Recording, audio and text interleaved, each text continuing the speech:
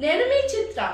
మనము వెంకటేశ్వర స్వామిని దర్శించుకోవడానికి తిరుమలకి వెళ్తుంటాం కదా, అక్కడ కొన్ని rules must and should follow అవ్వాలి. వాటిల్లో మనం ఇప్పుడు టాప్ 10 రూల్స్ గురించి మాట్లాడుకుందాం. రూల్ నెంబర్ 1, ముందుగా మనము కోనేటిలో స్నానం చేసి ఆ కోనేటి పక్కనే ఉన్న వరాహ స్వామి ఆలయంలో పూజ చేయాలి.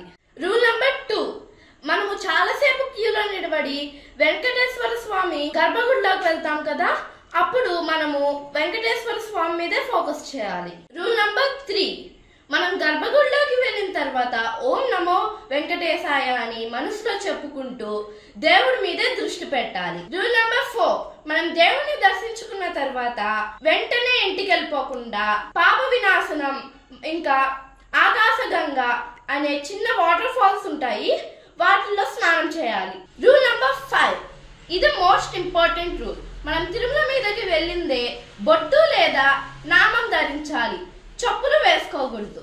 రూల్ నెంబర్ 6, మనం తిరుమలకి దేవుణ్ణి పూజించడానికి తప్ప ఇంకే పనులకి వెళ్ళకూడదు. రూల్ నెంబర్ 7, టెంపుల్ సరౌండింగ్స్ లో హ్యాట్స్ కానీ పగడీలు కానీ పెట్టుకోకూడదు.